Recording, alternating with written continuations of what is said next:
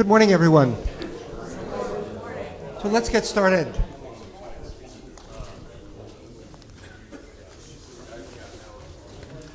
Hi. So welcome. This is the final lecture of the fall series. So I wanted to again thank Professor David Keith for the lectures that he and his colleagues have given. I think it's been really a wonderful, interesting series.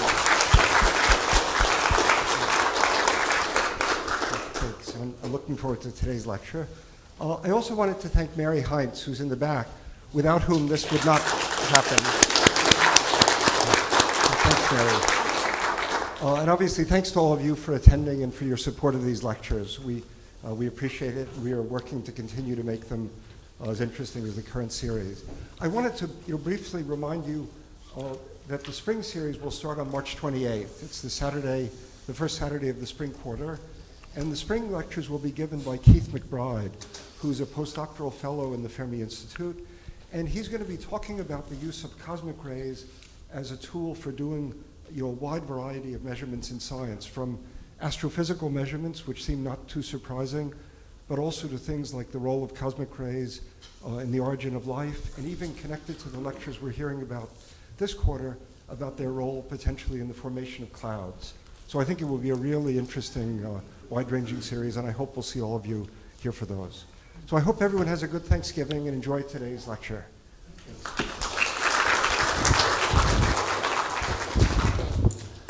Thank you very much. Well, welcome. You've made it to the last lecture. Tiffany Shaw sends her regrets. She's taken on some big duties at the IPCC, the Intergovernmental Panel on Climate Change, and she couldn't make it today, so it's just me. And let me tell you a little bit about what I'm going to do today. Hold on.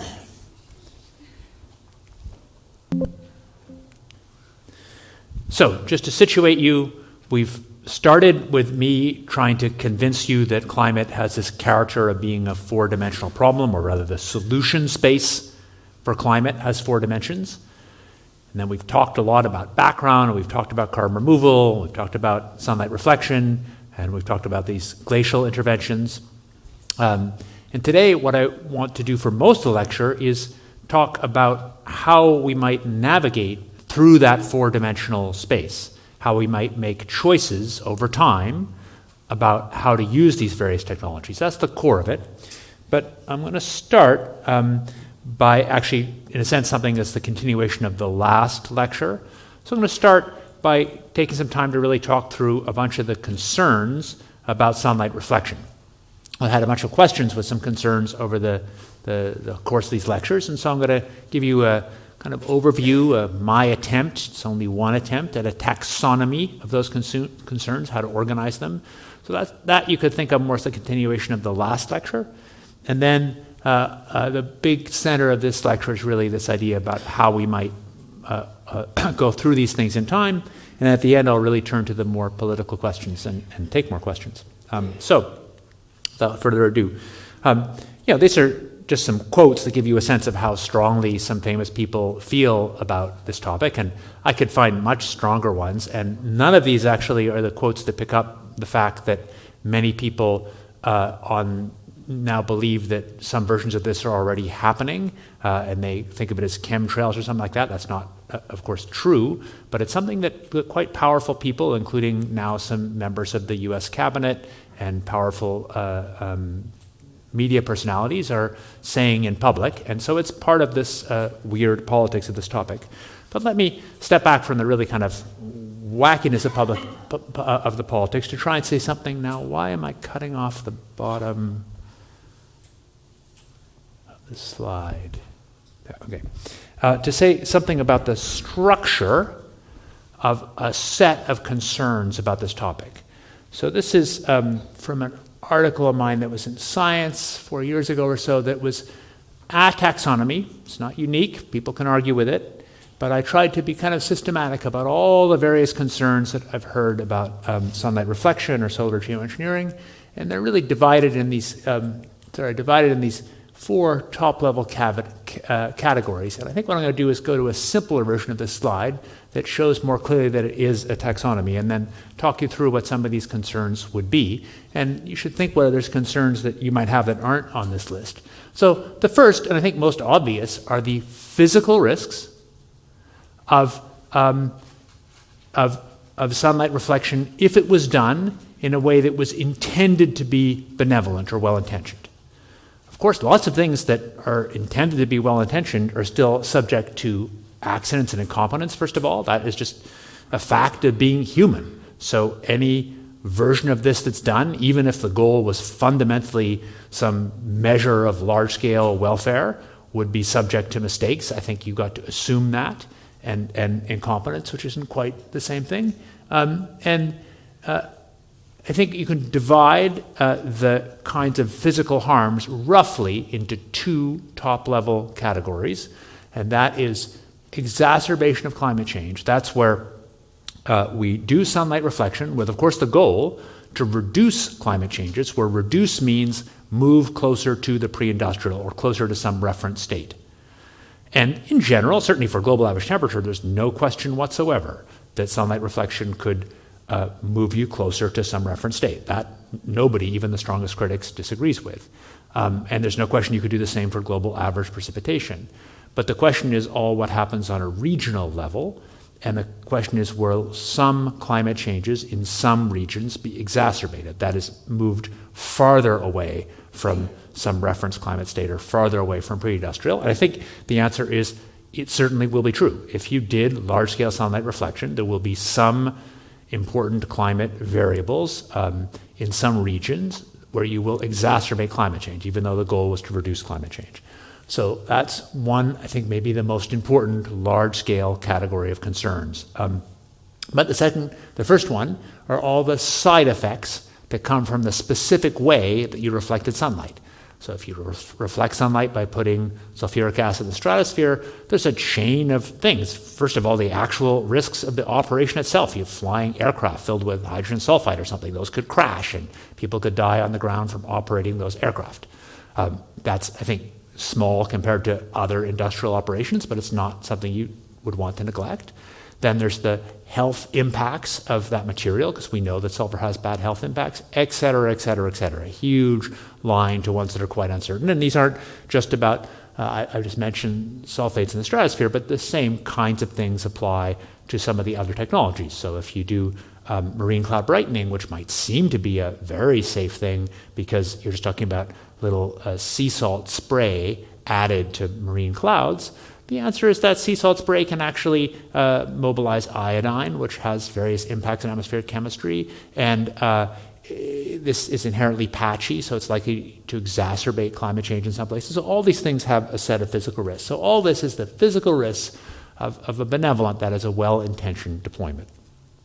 Then there's a bunch of things which I've lumped together as broadly as injustice, where I think the biggest one, I think really the underlying concern that is the most common and deepest concern about these ideas is what's called, I think maybe not correctly, moral hazard. It's the concern that the presence of sunlight reflection, actually doing it or just contemplating doing it, will encourage people to not put so much effort into cutting emissions or to emit more carbon dioxide. And I think actually it's important to divide that into what I think of as two really very different kinds of injustice, if you like, or problems. One of them is a kind of political exploitation effect. So if you think about the world divided into some entities, maybe particularly fossil-rich nations or fossil companies that are always going to want to resist emissions cuts, even if the public benefit and the right kind of utilitarian decision is to cut emissions. There are some set of entities that it's against their personal interest to cut emissions, and so they're going to argue and fight politically every way they can to not cut emissions. And they might use, I think it's likely they will use, the prospect of sunlight reflection to argue that emissions cuts don't need to happen or can happen much more slowly. And that's a kind of political exploitation because it's like one group against another. But there's also a kind of collective addiction. We'll get to this later, I think really at some of the core of this. But I think if you think very short term, sunlight reflection actually, I think, objectively looks very good. And if you think very long term, it doesn't. We'll get to that at really the core of this lecture. But if you're just looking in the short term for how to reduce the warming, it really works well. And if you're not thinking about long-term consequences of building up CO2, you could really argue that it's better to just let emissions rip and spend a little bit of money to turn the sunlight down. But that's not a sustainable policy. But people are prone to think short-term and maybe prone to be optimistic about technologies and to push risks and concerns out to future generations. And so I think there's really two distinct effects. One is a kind of political exploitation, one group against another, and the other one is this kind of collective addiction effect. And I think they're different, but they both are important in thinking about this. Then there's different kinds of injustice, and really you can divide them in two broad categories. Each of these has tons of things underneath it. One is a kind of procedural question of what is the procedure by which the decision gets made? Who gets a vote? Who gets to intervene? Who's in control? And then separately, there's a distributive question of whoever made the decision, which might have been some grand, very democratic decision, or might have been a unilateral decision by one powerful country or dictator. There's a question of what is the actual distributive effects? Who's made better off? Who's made worse off? The distributive injustice questions. Then there's a whole separate category, I think, of ways that this could cause conflict. Could these things be used as weapons? Could they, in some way, make conflict more likely, even if they're not directly usable as weapons, which I think in practice is the case. They're not usable as weapons. And then I think there's a set of questions involving kind of the interaction of humans in the natural world. Does this make the world more like an artifact to us in ways that some of us might not like? I've talked about sunlight reflection mostly with the goal of reducing climate change. But when you invent new technologies, or when new technologies arise, they can get used in a lot of ways. And these technologies could be used not to reduce climate change, but to drive climate changes in ways that some group of humans might prefer, or even might be better for humans overall. So it's true that if you gave somebody the goal of maximizing the primary productivity of the planet, the amount that all the trees and green things around the world grow, if you want to maximize the productivity of the planet, which you could look at as a good, you probably would actually want to have higher CO2 in the atmosphere and a little bit less sunlight, so you have don't have really high temperatures, and reduce the pole to equator gradient. That would be more like some climates we've seen where the planet was much greener with higher CO2, say 60 million years ago. So that's a thing humans could engineer. But that wouldn't be reducing impacts on nature. That would be deliberately altering the Earth to suit human purposes, which of course is what we've done with agriculture, but this would be doing it at a global scale in a way that feels very different. So this is some overall set of a way to organize what some of these concerns would be. And with that, I actually want to leave sunlight reflection specifically. So think of that as kind of addendum to the last lecture. And now I want to come to the central thing of this lecture, which is thinking about how we might navigate through these four dimensions. And really, I'm mostly going to be talking about how we navigate through the first three, because adaptation is really different. Adaptation is fundamentally something that people do locally, where they spend money and resources to reduce some risks by building air conditioning or drought-resistant crops or seawalls or what have you, and they get the benefit of reduced harms locally. And so it's really a local versus local thing, which has less large-scale political implications. And there's not so much a question of what is the collective human choice about using these, whereas the other ones really are collective. All the other ones have some global implication. So I'm going to think, well, I say four dimensions. In practice, a bunch of this conversation is really about how to navigate through three dimensions. And the question is really, what's the right order of doing these things? How should we compare and think about them? And I'll start with the sort of simplest version of this, which is if you just imagine climate risk versus time. If we did fossil fuels forever, if your plan was just to ignore climate change and do fossil fuels forever, then I think it's fair to say that climate risks grow without bound. It really is true that if you just burn all the fossil fuels, you have I think what is legitimately called an existential threat, extraordinarily large levels of climate change. Even in the lifetime of one person living roughly centered at this now, lifetime of somebody like me, we are going to change the amount of CO2 in the atmosphere as much in a single lifetime as the change from the Paleocene-Eocene thermal maximum 55 million years ago, when there were alligators, crocodilians in the high Arctic. The change from then till kind of the cold period of the last few million years, that change in carbon dioxide concentration, we're going to make changes comparable to that in one lifetime. It's extraordinarily fast what we're doing. So that's the fossil fuels forever scenario. Then there's this fact that if you cut emissions to zero, as I've told you different times in different ways, but it's easy to forget it, and it's easy to forget it in the political rhetoric. Cutting emissions to zero doesn't eliminate the risk of climate change. And some risks, like the risk of melting big glaciers, would actually keep going up even once we cut emissions to zero. Other risks would stay roughly flat as we cut emissions to zero.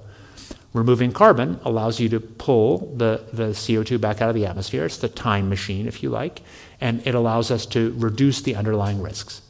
And then one common way to think about how to use sunlight reflection would be to somehow cut the top of the curve off, basically to start sunlight reflection sometime before this period where concentrations peak, and then stop sometime after. And so in this picture, sunlight reflection is a supplement that reduces the risk in concert with these other things. But that's only one of many, many ways to think about how to use this.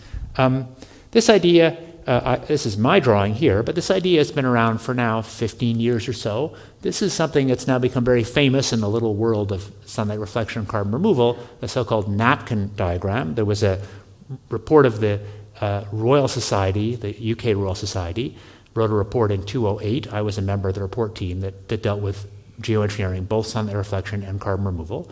And John Shepard was the head of that report writing committee. And this does not appear in the report, but it was in the back of our minds talking about it a lot. And John apparently wrote it up on some napkin. This isn't the literal napkin. This is some later version, but John wrote it up on some napkin a year or two later. And it captures the core idea that many of us have about how these things might be combined. So the idea that this is more or less like the diagram I said before, but with different labeling. But it's important enough, I'm happy to show versions of this twice. This one, of course, has actual dates and actual temperatures, which the last one had nothing.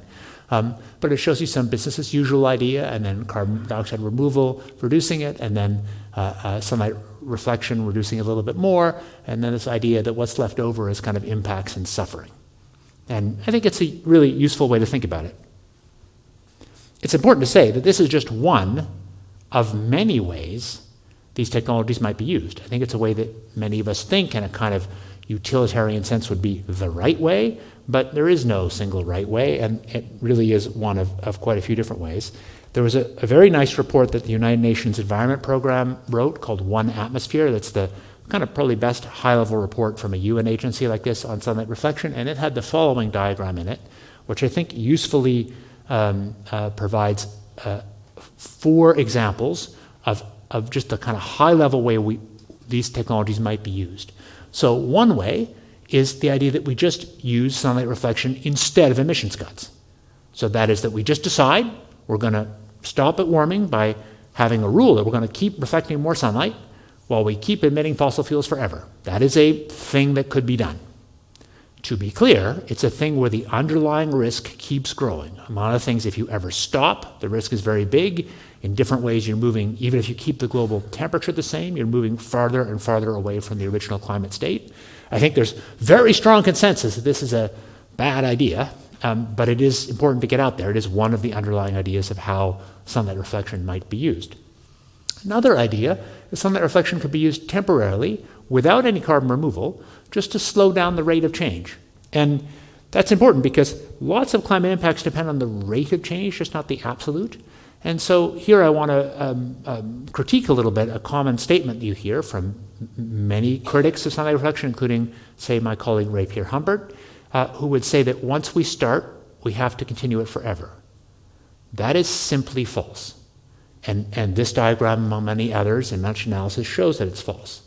That is, one could start, ramp it up, and then gradually ramp it back down. You don't have it to continue forever. I think the intuition, when Ray Pierre Humbert made that statement, is he's thinking like a long-term geophysicist and thinking that if we don't remove the CO2, the underlying risk is there forever. That's a correct intuition. He's very much right about that, but it kind of forgets the fact that climate risks do depend on the rate of change.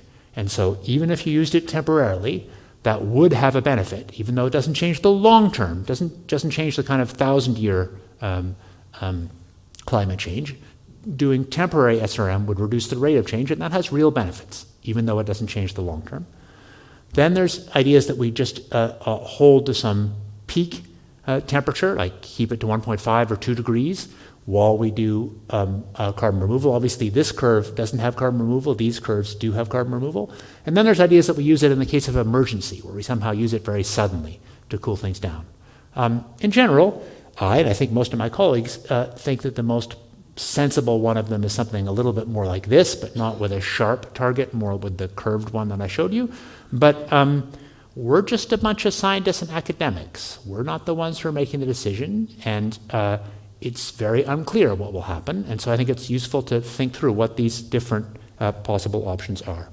So let me step back a step and kind of move a little bit into economics and policy and say, how quickly should we cut emissions? How fast should we cut emissions?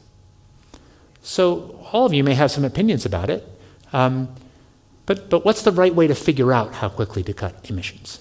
I think from the point of view of a public policy professor or economist, the answer has something to do with balancing costs and benefits. So cutting emissions costs money. Yes, it's not as bad now as it was some years ago. We made enormous progress on solar and wind power and so on, which I've told you about early in the lecture. But even today, cutting emissions quickly would cost a lot of money because you've got to spend money on rapid decarbonization, which you otherwise could have spent on something else, poverty alleviation or what have you. There isn't an infinite amount of money and resources. So cutting emissions quickly is not a free good. It costs something. And at any given time, in any given country, if you reduce emissions sharply over the next couple of years, there will be less money for other stuff, less money for consumption or less money for investment into other things. The benefit of cutting emissions is all in the future, and it's all global. Those two facts are crucial. So it's global because carbon dioxide is well mixed. So the point is, if I, as a person, cut emissions by some choice of my lifestyle, or a country cuts emissions, and then there's less CO2 in the air, that benefit is pretty much global. They don't capture the benefit. Very different than if I spend money to protect myself from climate change, where I get the benefit. And it's really all in the far future, because the day that you've cut emissions, and as I told you, climate change is proportional to cumulative emissions. The day that you cut emissions, you don't get really any change in climate. That change builds up slowly over time. And that's the fundamental public policy problem, and you can talk about what's the right way to do it. So the first really serious effort to do this in a quantitative way by people who think about comparing the quantitative costs and benefits, which is a thing that economists do, was Bill Nordhaus in a paper in 1992. And Bill has subsequently won the Nobel Prize for this work and others. And this is the kind of core paper in thinking through the costs and benefits of climate change.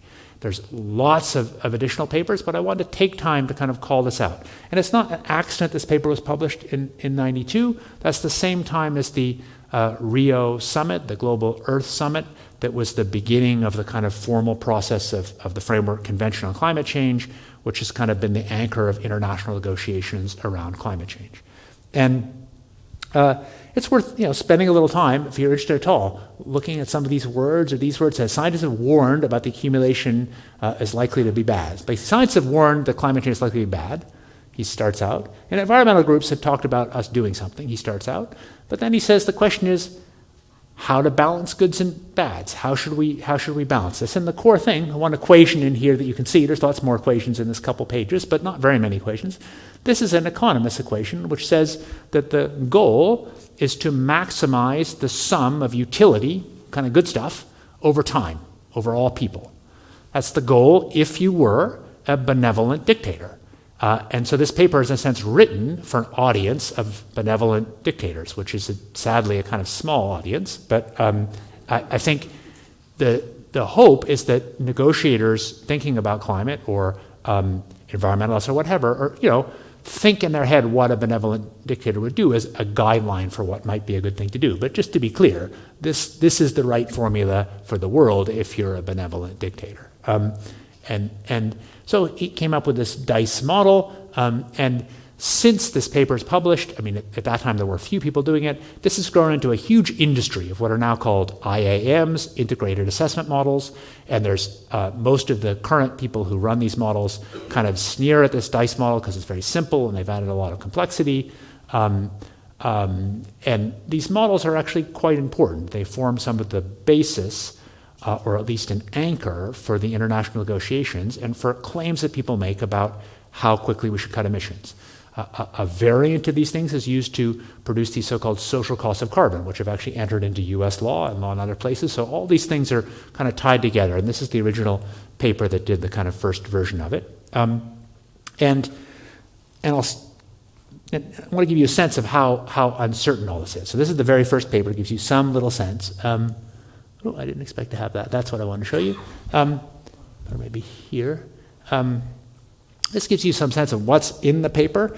I think the important thing to say is these models, this DICE model, is ridiculously simple. It has something like 20 equations. I should have memorized the exact number before the lecture, but it's about that, which from the point of view of a climate modeler is very simple. The whole climate model here are just these equations. The whole climate model is just two equations, basically one for the surface ocean and one for the deep ocean, that has something called this lambda term, which is the climate sensitivity. That's how much the climate kind of responds to added radiative heating. And then it has some carbon cycle model where they use three equations for the carbon cycle model. These are very simple, but I actually think that simplicity is a virtue.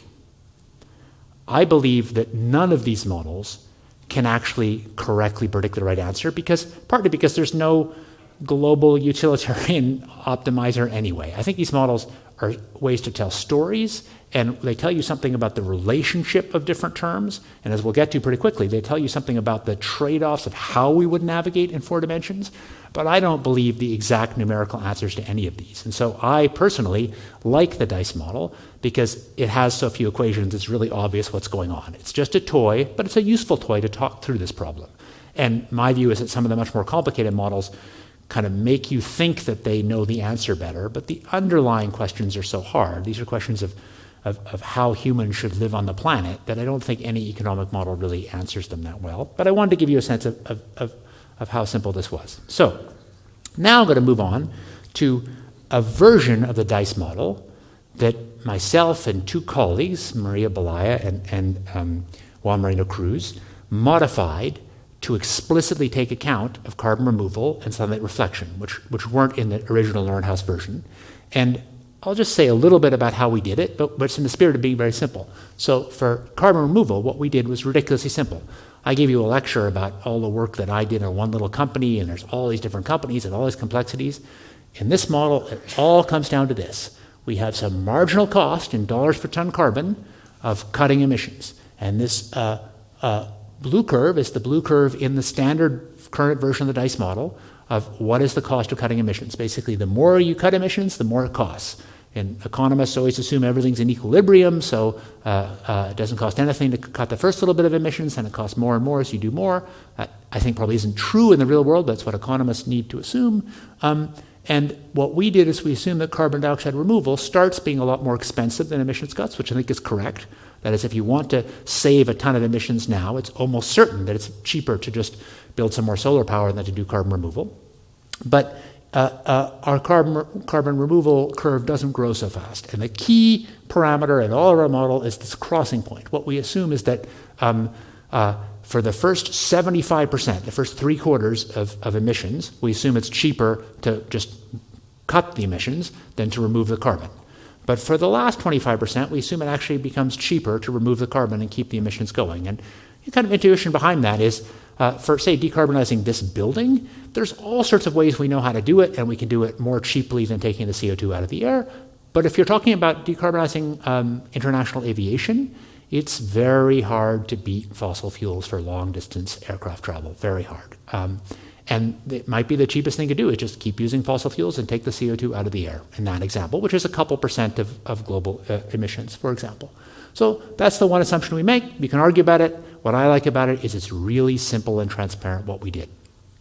The story for what we did for sunlight reflection is a lot more complicated. I'm just going to kind of wave at it. We use some clever, in our view, linearization of the climate response, but the point is it really was built on some information about how climate models work. But the core thing is we want to capture some way in which sunlight reflection is not perfect. The problem we have as modelers is that the core DICE model, and this is the problem all these modelers face, really just assumes that damages are proportional to global average temperature. And we know sunlight reflection perfectly reduces global average temperature. So if you just naively go to one of these models, you'd say the model would just choose to do sunlight reflection and nothing else. But that's missing the fact that sunlight reflection doesn't work perfectly. That first of all, there's side effects where there are health harms and costs of it, and also there's this exacerbation of climate change. There's a bunch of ways in which it's not perfect. And we kind of boil those down into two different categories of ways it's not perfect, just like the taxonomy I showed you. One is the side effects, so the health impacts, for example, and the other one is the imperfection of it, that we come down to an angle parameter. And I won't explain it much more, but I'll show you the consequences of that angle parameter. Excuse the change in background. So this is the actual results of our modified version of DICE model, showing you over time. So it's now the first curve I showed you had no axes. It was just a conceptual. This curve actually comes from an optimal model, which is based on a lot of reasonable calibration. So this shows you radiative forcing, which is kind of how much we're pushing the climate. This shows you temperature down here, shows you time, and this shows you how we're dividing it up. So this is basically the napkin diagram. Indeed, I'm kind of proud. I think this paper was the first paper to kind of reproduce the napkin diagram from actual economic theory. And so in this particular setting, the model is just mostly doing sunlight reflection, and it's doing less mitigation and doing CDR late. And then this is for a particular setting of the angle. This is for the angle at 30 degrees. And to go through here, if the angle is 0 degrees, that turns out to be saying that sunlight reflection is almost perfect. It means that, and in that case, the model just almost only does sunlight reflection. And then as you increase the angle, you can see it change. That just gives you some sense of it. And there's a lot wrong with this. This thing, we don't have any constraint about starting slowly. Of course, in practice, I don't think we should suddenly start sunlight reflection. This is just the simplicity of this model. But I want to give you some sense of what these results look like.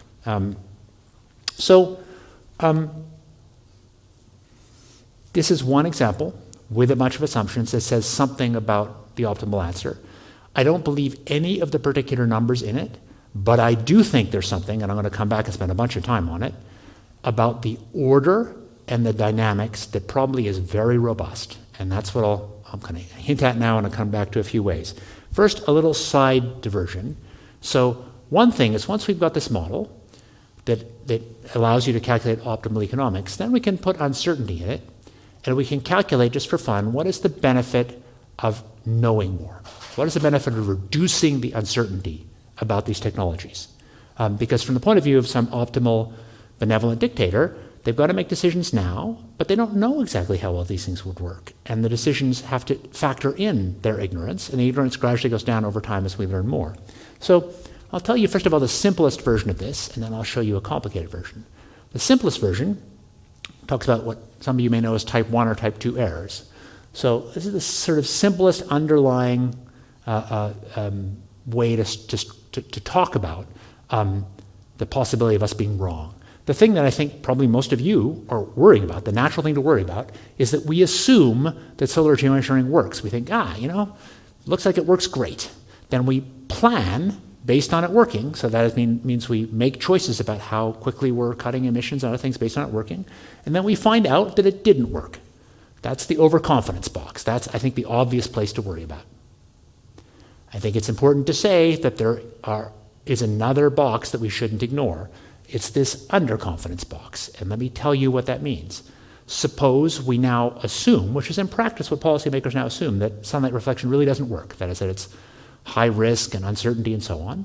And then in 2050 or 2075, we do a whole bunch of new science has happened. We know a lot more, and our children look back and say, man, sunlight reflection was never going to be perfect. It would have had side effects, but it actually could have reduced human deaths from heat and environmental impacts by a lot, and we lost the opportunity for all that benefit. And that was because we were underconfident. Both those things are possible, and both of them matter. And I think whenever people leap to the fact that we might be wrong about sunlight reflection, they're right, but they have to forget the other side. We might be underconfident. And right now we effectively assume that it's not working and we're not taking advantage of it. I don't know what the right answer is, but we can use this big model, and I won't go into detail, basically the model I just showed you, to actually do a version of this with real money. So this is where we've actually now had uncertainties in the same angle parameter, and this is the same kind of axis where we've got some original uncertainty and some uncertainty afterwards, but now these actually have real numbers and probability distributions. And I'm just going to give you the punchline. The punchline is that in our particular model, if you reduce the uncertainty in how much we know how well sunlight reflection works, if you reduce that uncertainty by just a third, so have some uncertainty distribution and make the uncertainty distribution 1/3 narrower, from the point of view of an optimal, benevolent public planner, that's worth something like $4 trillion. I don't believe that it's 4.5. I don't even believe that it's 4. But I think this actually captures the right order of magnitude. It's profoundly important to know roughly how well it works now, and that tells you something about the value of research into this. You can make similar calculations, by the way, for the value of knowing more about climate sensitivity, about how bad the climate impacts will be, and for knowing about the value of carbon removal. Basically, if you're going to plan over time, any planning over time depends on assumptions about the future, and knowing those answers better allows you to be a better planner. So now I'm going to give you something a little simpler than this big optimal model that I think answers a maybe more intuitive question, and I'm going to come back to the kind of big, I think, really important findings of these optimal model, both the one that I've been involved in and many other people have done the same. So one way to think about a simpler version of the problem is assume all you want to do is reduce temperatures by a little tiny bit, let's say 1/10 of a degree C, what economists would call a marginal amount, at some future time, 2030, 2070, 2740, whatever it is, some future time. And then you can sort of think the following. If the goal is to reduce temperatures compared to what they otherwise would have been, by this delta T just means a little bit, then you can look at very simply, the future temperature as being the current temperature plus the warming from future emissions, minus any cooling from carbon removal, minus any cooling from SRM. The real world has lots of nonlinearities, but that's a really simple way to think about it. And in this sense, sunlight reflection and carbon removal can be substitutes. They're both ways we could reduce future temperatures a little bit. And an interesting question is, what is the relative environmental risks of sunlight reflection and carbon removal if they're achieving the same amount of cooling? And I think that's actually a quite profound question, and the answer turns out to depend very, very strongly on how soon you want it. So I'll show you a couple slides, but let me give you the conclusion first. If you want to cool the world over the next many centuries, the next millennium, carbon removal is much, much, much less risky than sunlight reflection. If you want to cool the world over the next decade or so, sunlight reflection is much less risky than carbon removal. Let me show you a little bit about why that's true. So suppose you just are building carbon removal machinery, whether it's direct air capture or things to put alkalinity in the ocean or some kind of special way to take CO2 out of the air or whatever it is. You're going to gradually build a stock of carbon removal building stuff over time. So you start investing in a capital stock. And when you do that, there's some cumulative removal. Obviously, the first day you've invested, there's no removal. So removal grows as the integral of this. And then there's some temperature change, which more or less the integral, but there's some time delays. And the net effect, maybe I'll skip this one, the net effect is if you look at the ratio of how much capital stock you built, how much carbon removal equipment you built, how much money you spent on it, compared to the amount of temperature change you've achieved, that ratio has this kind of 1/x form, where in the distant future, it looks pretty good, it looks pretty small, because you've built this carbon removal equipment, it's had time to run for a century or whatever, and so it's had time to take the CO2 to the air, you get the benefit. But in the short time, if you build something, some way to bury CO2 by digging holes in the ground and caking up biomass and putting it underground, the day you build that facility, there's a bunch of impacts at that facility. Supply chain impacts, people died building it, there's land use impacts, and there's zero environmental benefit. because the benefits only grow slowly over time. This is the core stock and flow problem of climate, and it's the reason for the big conclusions I got to.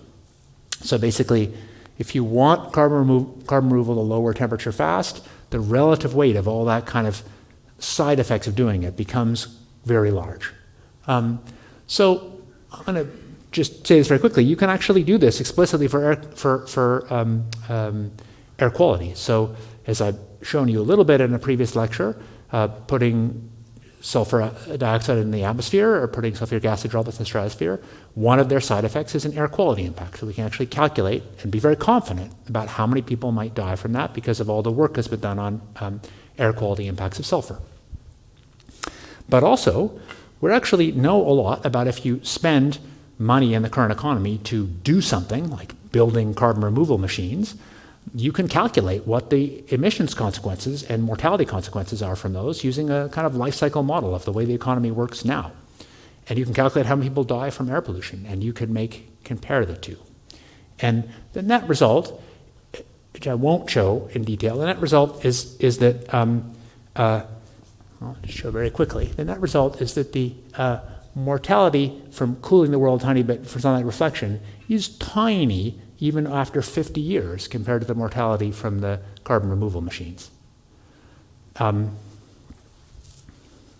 don't believe those numbers that much, but the underlying time dynamics is very real. That's the reason why carbon removal isn't very useful for cooling the Earth in the near term. And that's an important conclusion, and to be clear, a conclusion that most people talking about climate change don't seem to hold, but I think it's actually a very robust conclusion. So just to say this simply, final slide on this, if SRM and CDR are used to achieve the same little bit of temperature cooling sometime in the future, then if this future date is a few centuries out, then SRM looks riskier than CDR. But if this future date is a few decades out, then CDR looks riskier than SRM. I think that's actually quite a robust conclusion over different kinds of SRM and different kinds of CDR. And it's a little different from the cost-benefit thing I talked about because it's looking at benefit versus risk. So I think this both gets you to the same place, and now I'm going to really try and get you to that place. So this is the diagram I showed you before, but now I want to simplify it a little bit, or the simple version of it, and start to point out what are some key events in that time sequence. So the first event is when you start emissions cuts, and we have started emissions cuts. The world is cutting emissions now, so that starts first. The next thing in this sequence would be when you start sunlight reflection or solar geoengineering, and so that's in this diagram what it looks like.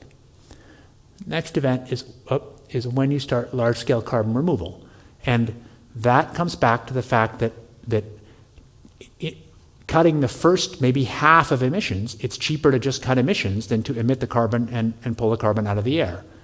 Back to something I may have referred to before as the first law of holes. If you find yourself in a hole, stop digging.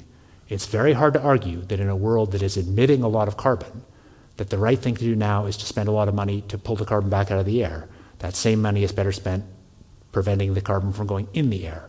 But that isn't so true as you go further out in time, and we've squeezed most of the carbon out of the economy. Then carbon removal starts to look really good. And so that's a basic fact I think you get, which is carbon removal makes sense mostly after we've done most of the emissions cutting. So I've drawn this kind of arbitrarily there, but that fits with the actual diagrams I gave you with numbers earlier. Then there's this important thing that's day zero, where presumably we'll have global celebrations. That's the day where the concentration of CO2 in the atmosphere peaks and begins to come back down. That's the day of net zero, where there's no net addition of CO2 to the atmosphere. After that, carbon removal is gradually removing CO2 from the atmosphere, and then at some point after that, you stop solar geoengineering. That's one scenario for this, but I think it's one that is quite robust in terms of the time order. So let me show this to you even a simpler way, which I think really gets at some of the disconnect in the way people talk about this now. So if you ask, perhaps most of you, if you ask most policymakers about their preference order, I think you get a preference order like this.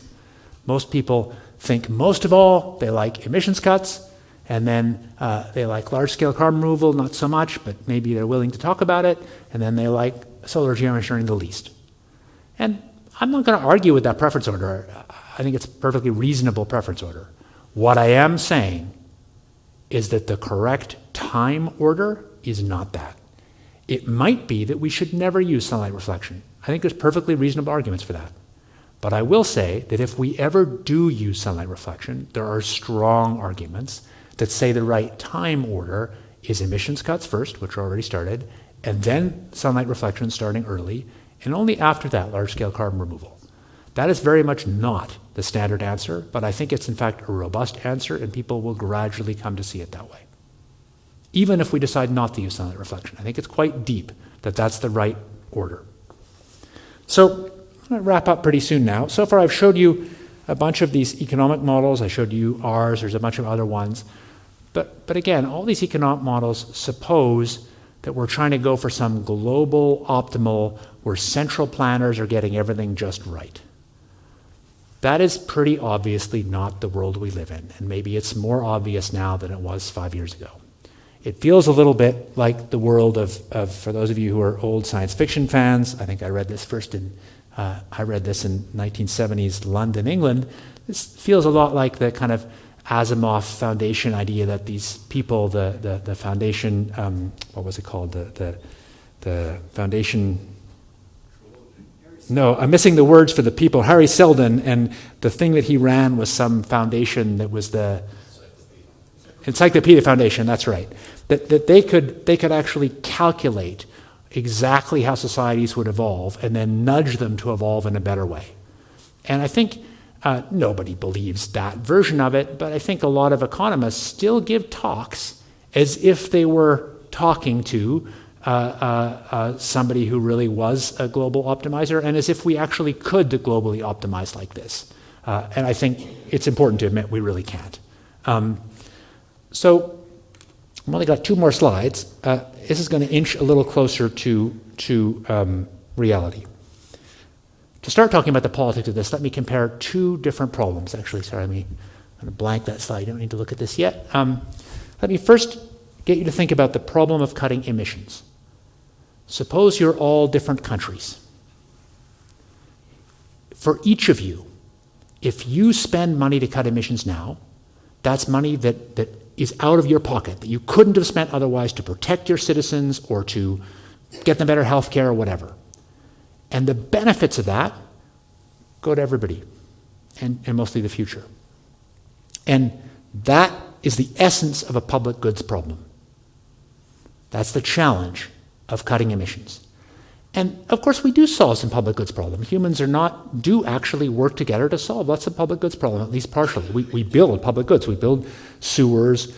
We build all sorts of infrastructure that protects us, even though each of us individually might say we just want to spend money to make ourselves better. We do manage these public goods problems, however imperfectly.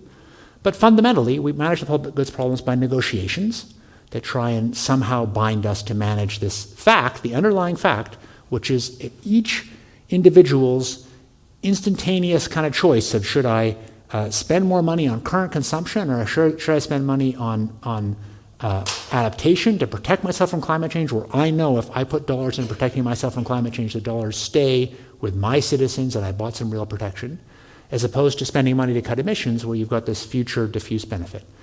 But we have managed these problems before. The global ozone problem is a good example where humans did act collectively to manage a global problem despite having some of the same character.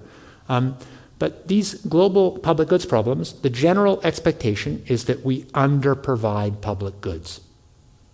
It's pretty evident, in my opinion, as a Canadian, that the U.S. underprovides a bunch of public goods because rich people in the U.S. would rather have the money themselves than have the kind of better public services that people in Europe or China or Canada enjoy. Sunlight reflection is a really different problem. So public goods problems are very common, and emissions cuts are one of many public goods problems, and there's lots you can say about how we manage them. Sunlight reflection is really different. Now suppose you're all countries that want to decide about sunlight reflection. You've all had some scientific studies and figured out what is just the right amount of sunlight reflection that you want. And maybe for a bunch of you, the answer is 0. You've decided the right answer is none. And maybe for you it's a watt per square meter, and for you it's 2 watts per square meter, and for somebody up here on the far left there it's 6 watts per square meter. We all have different opinions. And this would reflect real different national circumstances. The point is, if you're talking about a very hot country where the harms of current warming are big, in fact the base state of a warm world is not very good, you might really prefer a colder world. Whereas if you're a cold country, not so much. That's kind of an obvious way there might be differences. So suppose you each have a preference of how much sunlight reflection you want, and suppose the cost of sunlight reflection is 0 and any country can do it for the whole world. That's not quite true, but it's not far off the truth. So it's not literally true that any country can do it, it's not true that it's free, but it's pretty close to free, and really any big country could at least start to do it. So in a world where any country can do it and it's free, and where countries have different preferences, then what happens is whoever wants it the most, well, they just do it. So the gentleman up there in the upper left, he wanted 6 watts per square meter. He does 6 watts per square meter, so he's happy. He's got what he wanted. All the rest of you are oversupplied. You have more than you wanted because everybody else wanted less, and all the other rest of you have to suffer under more. And so there's some deep insight here that the underlying problem in this formulation for sunlight reflection is a problem of oversupply. It's the opposite of the undersupply problem for public goods. So this was realized by another famous economist. I was going to try and get away from economists, but this is recognized by Marty Weitzman in this quite famous and influential paper that talks about what he calls a free driver. And to be clear, Marty also tries to solve the problem. He offers a voting architecture for how people can negotiate to not be so oversupplied with some good like this.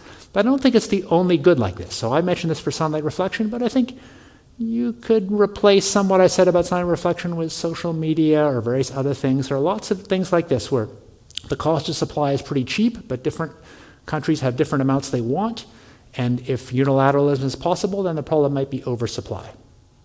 And it's quite different from public goods problems. I'm saying this in a very theoretical way, but hopefully you can all think of very practical things. I mean, these come down to very practical decisions about how we remove the sewage, how we remove the garbage. There's all sorts of things where we have public goods problems, and there are things where we have this strange kind of oversupply free driver problem. And I think it's deep in the SRM or sunlight reflection structure of the problem that it has a bit of this oversupply problem, if you conceive of it the way economists do.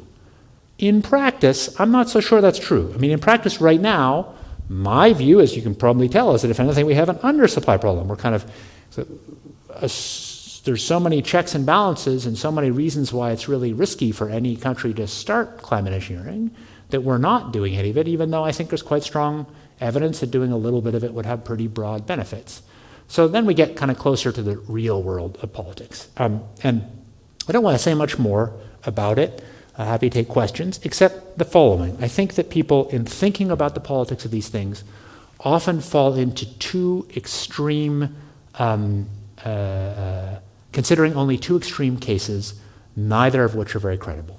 So one thing that is said often, and said even in professional papers by social scientists, is that we can't make decisions about this unless they're unilateral, unless everyone's consulted and everyone agrees. And there are many people who assert that as if that's actually the right ethical rule. The law they'd like to see in place is that there should be universal agreement, that these should be done in a way that has consensus. The other view people have is that this will be done by a single country, completely unilaterally. I think it's very unlikely that either of those is either what does happen or even what should happen.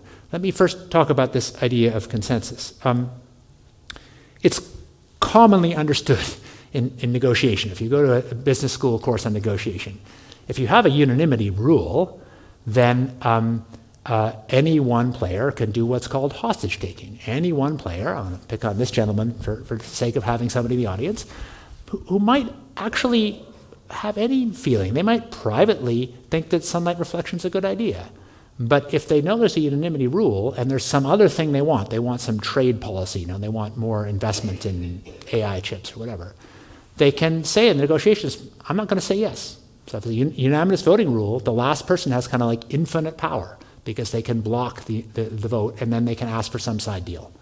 And That's why we don't use unanimity rules for very many things. This is not a very effective rule. And I think there are a lot of broad reasons why unanimity is not the right answer. Also, that was a sort of theoretical statement. Also, practically, it's just not the way we do anything. No important international decisions are made on this kind of unanimous rule. And while I don't love international relations as they stand now, and I imagine they could be better, the fact is humans are muddling through lots of decisions that are made collectively about how we manage space debris, about how we manage diseases, about how we manage monetary policy, about how we manage AI, that involve at least some real collaboration despite not having some glorious unanimous rule. On the other side, I think it's very unlikely that if SRM is done completely unanimously by one country. And here's why I think that's unlikely.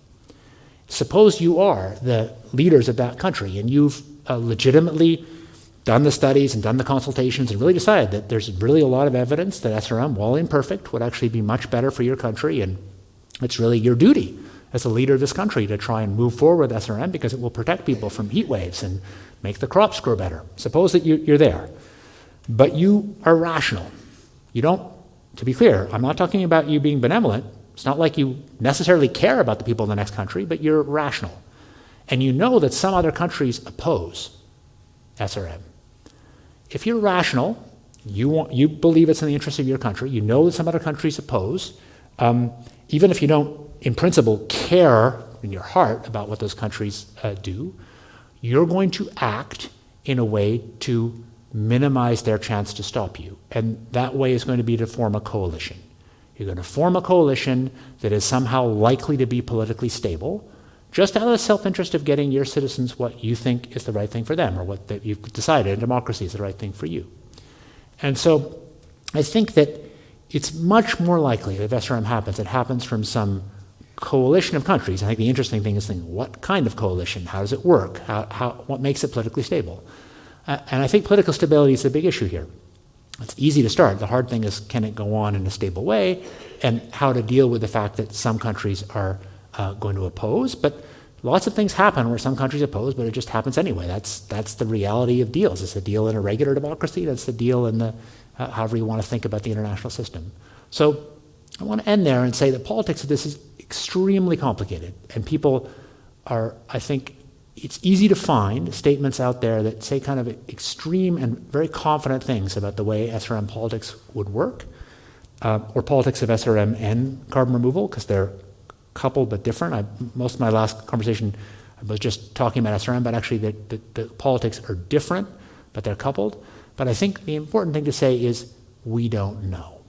Humans really haven't made decisions quite like this before. While there are analogs, there's nothing quite like this. The international system is evolving, and I think you should be cautious about very strong conclusions about how this will play out. I've worked on this topic now for 30 or 40 years. I've seen lots of evolution in the way this works. I think it's extremely hard to guess what happens over the next 20 or 30 years, let alone over the next 100 years. So my view, kind of simple view, is to come back to kind of where I am and where our research program is that we should be cautious about over-assuming the way the politics works, and the fundamental job, to come back to where we are in a university, of academics and of researchers broadly, is to articulate as best we can what the benefits are, what the risks are, and what the consequences of some different political organizations would be, without trying to pretend that we're the global benevolent dictators, which we're certainly not, and without trying to assume that we know a single right answer.